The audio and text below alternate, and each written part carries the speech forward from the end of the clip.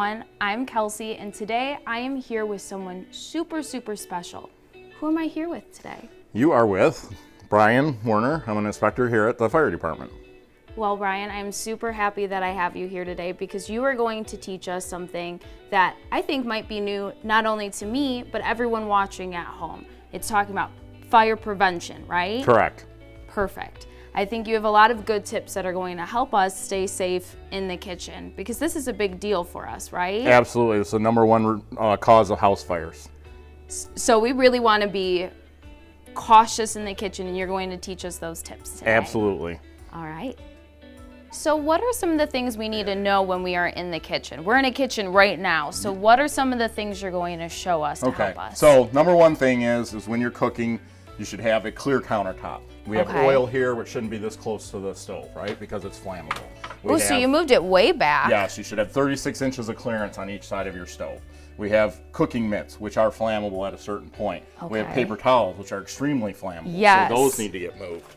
Ooh, way back again. Way back. So when we have our pot on the stove and we have cooking oil in it, we don't want to leave the kitchen area, right? Oil is very flammable. At a certain temperature, it's going to heat up and start on fire. Yeah. All right, create smoke. So if that does happen, number one, you should never leave the kitchen while you're cooking. Let's stress that multiple times. Never leave the kitchen while you're cooking. When we have our stove on,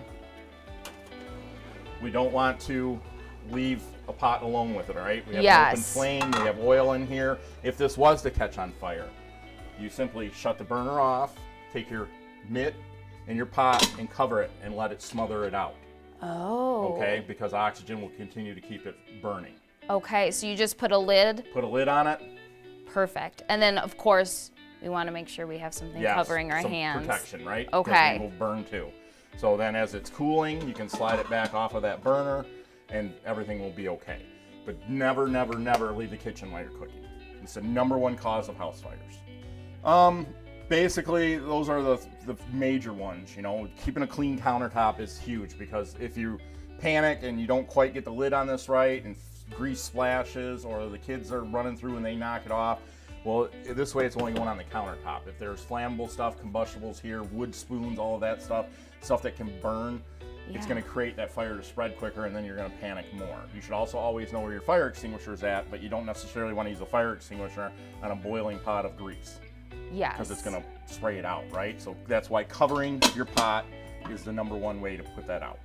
Is there anything that we can wear to help us prevent any fire, anything coming onto us, or anything happening when we're cooking? Absolutely. So like what you're wearing, what I'm wearing would be good. It's not baggy, it's not hanging down, it's not the possibility of catching fire as you're reaching over the stove, right? Yeah, moving your arm or anything like that across. So, you know, you don't want to cook in your bathrobe, you don't want to, you know, your whatever dangly clothing you have, right? Yeah. For Saturday night going out, you want to just calm, cool, nice and easy clothing.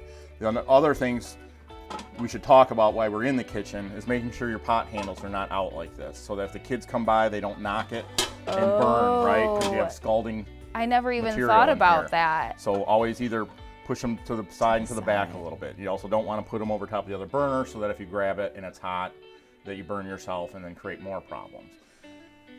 Here, as you see, we have a shelf here, but we have non-combustible materials above it. And up here, typically in your house, you might have a cabinet here. Yeah, I have one right here. So what you don't want to do is put sweets in there or stuff that kids are going to want to climb up and get burned, okay? Okay. So a little common sense goes a long way.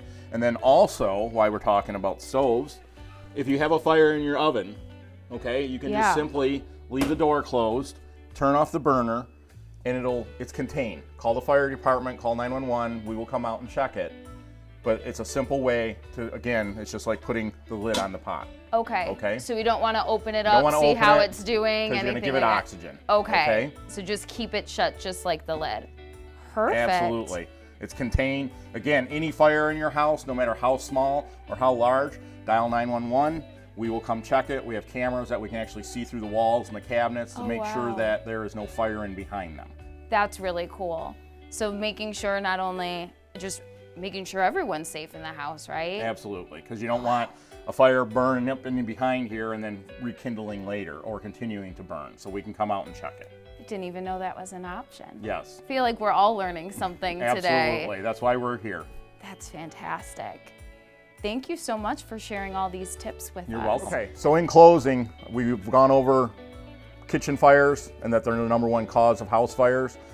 If you do have a fire and you can't contain it by simply putting the lid on the pot or keeping the oven door closed, don't be afraid to dial 911. We will come out and make sure it's out. If you do have a fire, dial 911 from a safe location, exit the house, practice your escape plans so that you know where you're going, and have your meeting spot outside so that you can account for everybody if there is a fire in your house.